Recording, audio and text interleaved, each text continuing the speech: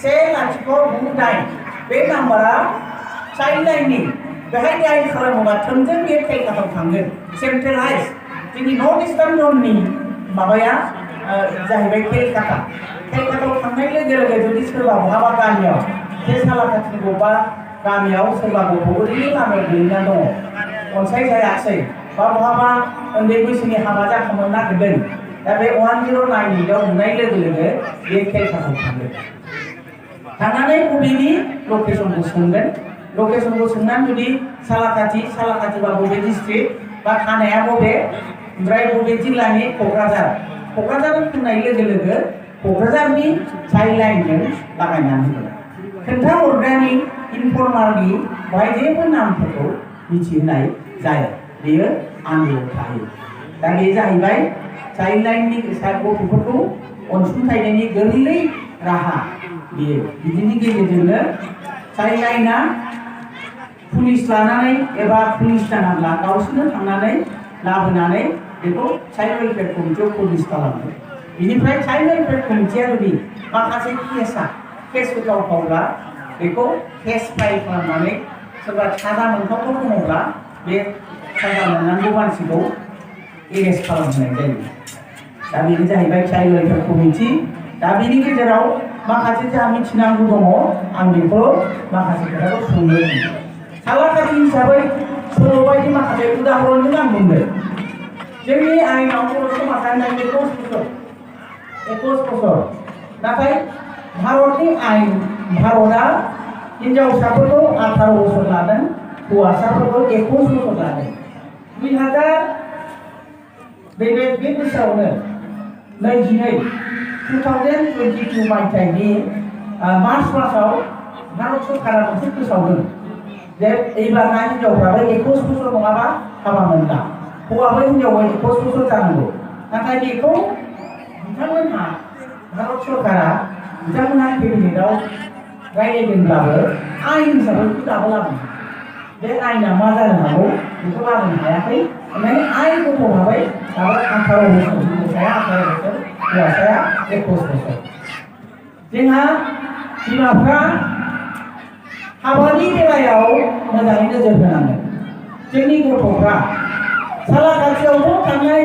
मास मोननै सिगां जेरैबायदि रेकर्ड जादोंमोन बे रेकर्डखौ नायोब्ला गोबां मानसिफ्रा जेल जादोंमोन आंबो मिडियाआव बुंबाय थाबाय आं माखासे हमलायनाय जाबाय बेवहाय एसे सिरि दंथ'यो दा जोङो जोंनि गथ'फोरखौ माने दहाय जोंहा गाहाय आलासि बुंनाय बायदि गथ'फ्रा सेंग्रा सिख्ला जाबाथाय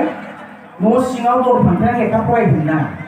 लेखा फरायनो बे दर फांथेनानै थादोंबा लेखा फरायखो ना सोरनो मा लिरखो मा खालामखो ना फनाव रायलायबाय थाखो बोरै मिथिदो ओंखायनो बिसेसकै बिमाफ्रा बेफोरखौ नोजोर होनाया गमामायैनो गोनांथार दा मोजां मोनलायना हाबाखौ जानो नागिरो जोंनियाबो मा सानो मोजां मोनलायबाय नालाय हाबा होनांगौ दाख्लैसो लाथागामियाव जादों सालाकाथिनि खोथाखौ बुंदों आं सल' बायदि लाथा गामियाव नामखौ बुङाखै आङो लाथा गामियाव जाबाय बङाइगावनि सासे सेंग्रा फिसाला सासेल' बिफा एलपिनि हेडमास्टार फिसाला सासेल' रावबो गैया नालाय अबस्था मोजां जागोन मोजां मोनलायबाय बिमाया जेब्ला जों सोंनो बुंबाय बे मोजां मोनलायना हाबा लानो होनबाय नालाय ओमफ्राय लायबोबाय थादों जाहैबाय दानिया हाबा लानो होनबाय नालाय फैबाय थायो नालाय दाना रायजोफ्रा मेगनाव गोलैबाय ओंखायनो माने हरनांसिगौ आरोखि दा खारस'नो लांनानै थांबाय खारस'नहैबाय जोंहाथ' सिरि दंखायो अर्डार गावबुरा बिथांमोनहा जुदि हाबा होयोब्ला गावबुरा गावनो जेल जायो गार्जेना हिनजावनि बिफा हौवानि बिफा हाबा होयोबा बेबो जेल जायो सेंग्राया जुदि 18 बोसोरनि बारा जाबायबा बेबो जेल जायो आरो 2 लाख थाखा 6 मास जेल 2 लाख थाखा पुर'हितआ हाबा होग्रा पुर'हितआ जायखि धोरोमनि जाया मानो बाथौनि जानो हागौ बे जोंनि मा होनो बेखौ जयग होग्रा जानो हागौ बा ख्रिस्टान जानो हागौ बा मुस्लिमफोरनि थाखाय मुस्लिमनि आयेनजों जाय खाजि बिथांमोन जानो हागौ बयबो जेल जाखायो ओंखायनो गावबुराफ्रा दा हाबाखौ होआ खारन गाव मानो जेल जागोन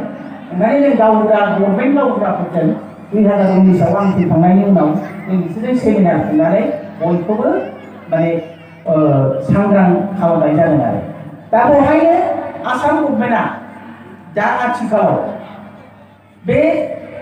उन्दै बैसोआव हाबा जानाय आरो गथ'फोर लांखारनाय गोबां गथ'फोरखौ लांखारो गोबां गथ'फोरखौ स्टेशननिफ्राय हमनानै मोननाय जायो नङाबा बेंगलनिफ्राय गोबां गथ'फ्रा फैफिननाय जायो सोरबा खामानि मावनानै लाङो दाख्लैसो मावाखैनो बर' हिन्जाव सासेखौ रेड लाइटआव नुनो मोनो बिराद गाज्रि अबस्थायाव नुनो मोनो दा बिदिनो गोबां दङ आरो दा ओंखायनो ओरैबायदि गोख्रों गोरा अर्डार होदों दानि एसपिआ दानि गोदान फैनाय एसपिआ बिनि सायाव खामानि मावनांगौनि दा गोदानैसो दाख्लैसो जोंनियाव बिटिसिआवबो फैलायदों सेन्ट्रेलनि कमिसन चेयारपार्सना फैनानै बा आसामावनो फैनानै बे आयेननि सायाव गोख्रोङै नोजोर होनो होदों मानो होनोबा जुदि जों उन्दैनिफ्रायनो उन्दै बैसोनिफ्रायनो जुदि जोंनि फिसाफोरखौ जोंनि गथ'फोरखौ जों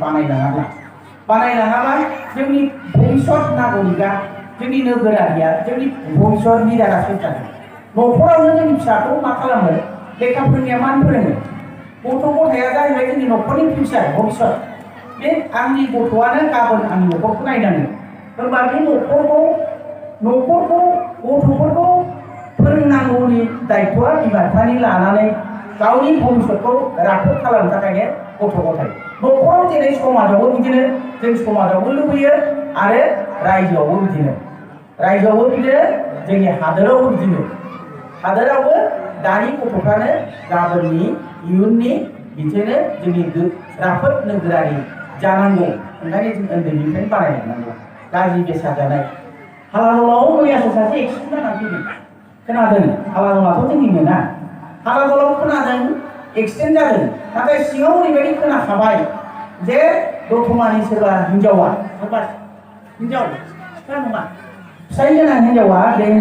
बे सेंग्राखौ लिंहरदों सेंग्राथ' उन्दैसो थांदोंमोन मा जालायखो दाना एक्सिडेन्ट जादोंमोन जों न'नि मानसिया सन्देह खालामदों निस्सय बेखौ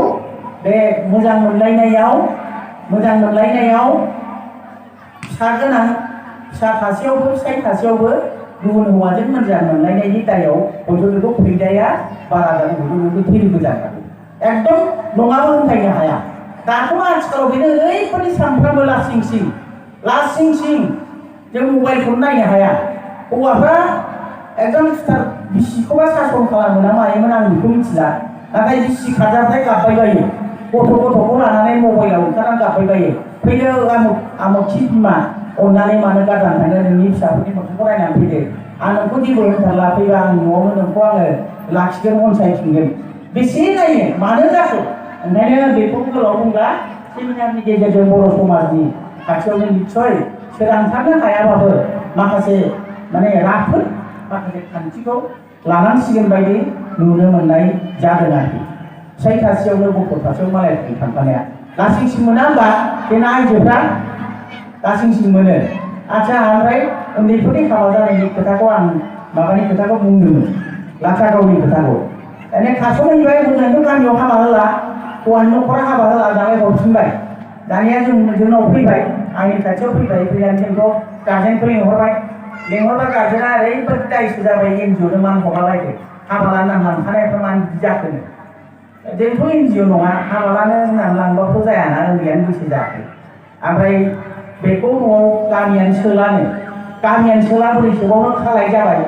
आरो मोजां मोनलायनायबाथाय मोजां मोनलायनायनि सिगांसो देहानि सम्पर्क लाखिबाय नालाय खालाय जाबाय बे खालाय मानसिखौ सुवा मानसिखौ बोरै गामियाव सोनो जाबाय आरो हिनजावसाया सुवा जाबाय हौवाया मानो गोथार जाखो बेहा मानो गामियाव थानो हिनजावा मानो खालाय जानानै गामियाव थानो मोना जोंना आइजोफ्रानो बे आयेनखौ खालामो दाना आइजोफ्रानो साननो नायसाय गावनि फिसा हिनजावा न'आव फैफिन मोनला हाबाबो मोनला रावबो हाबा होखाया रावबो होआ हाबा होनायखौ नायबानो अवानजिल' नायो दा थांखागोन पुलिस लानानै हाबा जाखांनानै सप्ता मोनसे थाबा थिखांखागोन होमबा मानो हाबा होनो होमबा गावनि फिसाया गावनि न'आव थानो मोना नामा मानो थानो मोना खालाया मानो जाखो हौवाजों हिनजावजों सेंग्राजों सिख्लाजों जागोन नङा होमबा बे सेंग्राया हौवानि फिसाया न'आव थानो मोनबाय हिनजावनि फिसाया मानो गावनि गामियाव थानो मोना मानो समाजाव जायगा गैया मानो बिदि नेवसिनाय लाबोदों